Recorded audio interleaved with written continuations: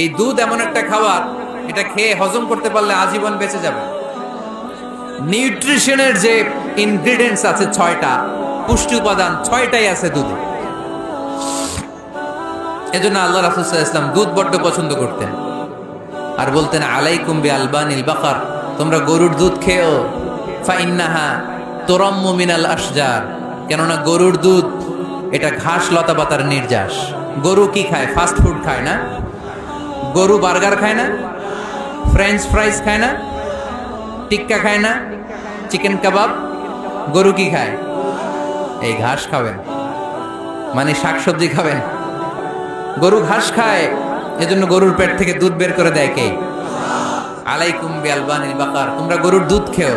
কত বড় ডাক্তার ছিলেন বিশ্বনবী মুহাম্মদ সাল্লাল্লাহু, এমন বিশ্বস্ত নবী, যেটা খাইতে বলছে ওইটা খাইলে ডাইরেক্ট অ্যাকশন।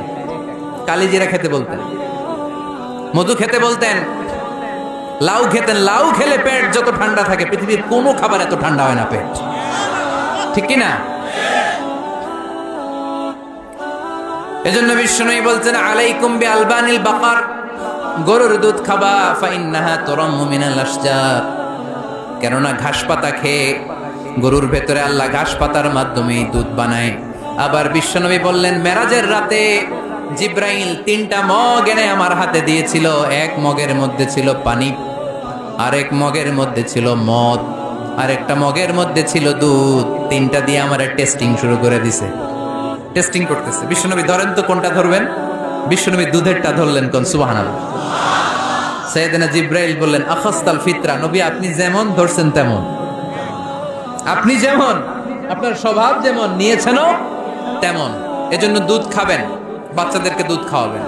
অনেক মায়েরা বাচ্চাদেরকে বুকের দুধ খাওয়াতে চায় না, ডানু খাওয়ায়, ল্যাকটোজেন খাওয়ায়, সিরালাক খাওয়ায় না। আমার মায়েরা, আমার সম্মানিত বোনেরা, বাচ্চাদেরকে দুধ খাওয়াবেন। ওয়াল ওয়ালিদাতু ইরদি'না আওলাদাহুন্না হাওলাইন, 2 বছর খাওয়াবেন, কামিলাইন, পরিপূর্ণ। লিমান আরাদা আইয়ুতিম্মার রাদাআ, কারণ মায়ের বুকের দুধের প্রথম যে দিক থেকে যে দুধটা বের হয় এটাকে বলে শাল দুধ। এই শাল দুধের মধ্যে অনেক ন্যাচারাল ভ্যাকসিন আছে। ডাক্তাররা বলেছে বাচ্চাদের ব্রেইন, হাড্ডি শক্ত হওয়া, মেমোরি শার্প হওয়া, উদ্যম আর উজ্জীবিত হওয়ার জন্য, সজীব আচরণের হওয়ার জন্য মায়ের বুকের দুধটা খুবই জরুরি। এটা অবশ্যই খাওয়াবে। আর এই মায়ের বুকের দুধের ভেতরে আল্লাহ বাচ্চার জন্য প্রথম টিকাটা ফ্রি দিয়ে দিছে। বাচ্চার জন্য কিছু টিকা দেয়া লাগে না, যক্ষা এটা সেটা, প্রথম টিকাটা ফ্রি।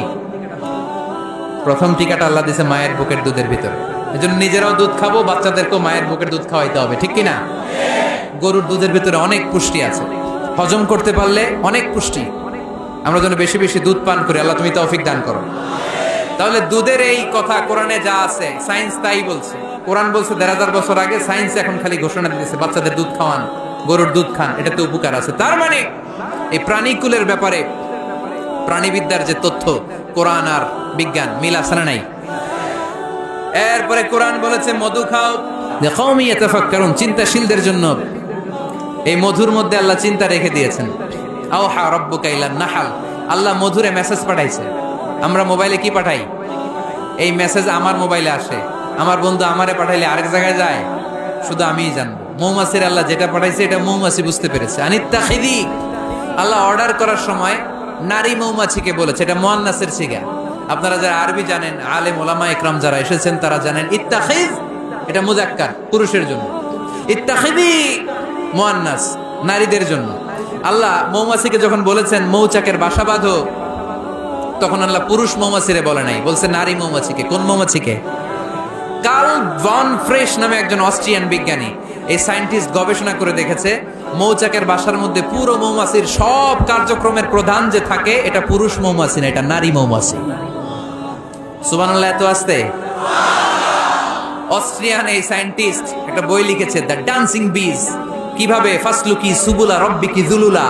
এইখানে মৌচাক আর মধু আনতে যায় 5 মাইল দূরে, এরপরে আবার এই রাস্তাটা চিনে মৌমাছি যে আসে ওরে রাস্তা চিনায় দেয় কে? আল্লাহ সিক্রেট মেসেজ দিয়ে বললেন ইত্তাখিদি, ঘর বানাও। আওহা রাব্বুকা ইলান নাহলি আন ইত্তাখিদি বাইতা, উপরে ঘর বানাও, মিনাল জিবালি বুয়ুতা, পাহাড়ে বানাও, গাছের মগ ডালে বানাও, যাতে পোলাপানরা ঢিল মারতে না পারে। কাছাকাছি নিচু জায়গায় মৌচাকের বাসা হলে পোলাপানরা কি করে? মধু খাওয়ার জন্য ঢিল মারে না? আল্লাহ দেখেন কিভাবে সিক্রেট মেসেজ দিল যে নিচে তুমি তোমার মৌচাকটা করো না, উপরে বানাও। আর আমার দেখা পথ অনুযায়ী তুমি মধু নিয়ে আসো। এটাকে বলে ফ্লাওয়ার নেক্টার, পুষ্পরস। মধু এত ভালো কেন? এর কারণ মৌমাছি যখন পুষ্পরস বা ফ্লাওয়ার নেক্টার সে নিয়ে আসে, সে ফলের রস আনে, সে ফুলের রস আনে, সে বনাজি গাছ থেকে আনে, ঔষধি গাছ থেকে আনে, হার্বাল ট্রি থেকে আনে। এজন্য মধুর চেয়ে ঔষধি গুণ সম্পন্ন কোন ন্যাচারাল লিকুইড পানীয় পৃথিবীতে আবিষ্কার হয় নাই। চিল্লায় কোন সুবহানাল্লাহ। ফাসলুকি সুবুলা রাব্বিকি যুলুলা, এগোতে থাকো। তারপরে মধুগুলোকে নিয়ে বাসার মধ্যে রাখো। এই আয়াত থেকে প্রমাণ হয় পুষ্পরস সংগ্রহ করে মধু এটাকে খেয়ে ফেলে, এমন না মুখ দিয়ে এনে মৌচাকে রেখে দেয়, না, এটা খেয়ে ফেলে। খেয়ে পেটের ভেতরে একটা চেম্বার আছে, আলাদা একটা চেম্বার, ওইখানে এনজাইম দিয়ে এটাকে সমৃদ্ধ করে। তারপর একটা টিউব আছে এটার পেছনে, টিউব দিয়ে মৌচাকের ভেতরে মধুকে পৌঁছে দেয় আমাদের জন্য। কোন সুবহানাল্লাহ। এই অস্ট্রিয়ান সায়েন্টিস্ট উনি গবেষণা কইরা অপারেশন করে মৌমাছি কেটে দেখতে পেল মৌমাছির পেটের ভিতরে একটা পাকস্থলী না আমাদের মতো, ওর পেটের ভিতরে আল্লাহ দুইটা পাকস্থলী দিয়েছে। একটা তার নিজের খাবারের পাকস্থলী, আর একটা আমাদের জন্য যে মধু এনে এটাকে এনজাইম লিকুইড দিয়ে সমৃদ্ধ করবে, ওইটার জন্য আরেকটা পাকস্থলী। চিল্লায় পড়তে হবে আল্লাহু আকবার। এজন্য মধু খেতে রাজি আছেন তো? বিষ্ণু ঈসা ইসলাম ফ্রেশ মধু খেতেন। দুর্গন্ধযুক্ত মধু বিশ্বনবী সাল্লাল্লাহু আলাইহি সাল্লাম কখনো খেতেন না। আর বিষ্ণু ঈসা ইসলাম বলতেন আলাইকুম বিশিফাইন, তোমরা দুইটা শিফা নাও। কোরআনে এই মেসেজটা খেয়াল রাখবেন, কোরআনে কালামুল্লাহ মাজিদে দুইটা বিষয়ের ক্ষেত্রে আল্লাহ শিফা শব্দ যোগ করেছেন। এক হচ্ছে স্বয়ং কোরআনের ক্ষেত্রে আল্লাহ বলেছেন এটাতে আছে শিফা, আর মধুর ক্ষেত্রে বলেছেন মধুতে দিয়েছি আমি শিফা। এজন্য বেশি বেশি মধু খাওয়ার দরকার আছে না নেই? কত ধরনের মধু যে পৃথিবীতে পাওয়া যায়, ব্ল্যাক হানি, হোয়াইট হানি, ক্রিমড হানি, অর্গানিক হানি, এগুলো খুঁজে খুঁজে খাবেন। আজকে মধু খাইছেন কে কে? দেখি হাত তোলেন। মাশাআল্লাহ, আমিও খেয়ে আসছি আপনাদের সাথে। প্রতিদিন মধু খাইতে হবে শীতকালে। আজকে শীত পড়ছে না অনেক? মধু খেয়ে যদি আপনি কাজ শুরু করে দেন, শীত বাবাজি আপনার কাছে আসতে পারবেন। বিষ্ণু ঈসা ইসলাম মধু খেতে আমাদেরকে উৎসাহিত করেছেন। তার মানে এমন বিশ্বস্ত নবী আমার, যেটা খেতে বলেছেন এটা খেলে আমাদেরকে সুস্বাস্থ্য দান করবে কে?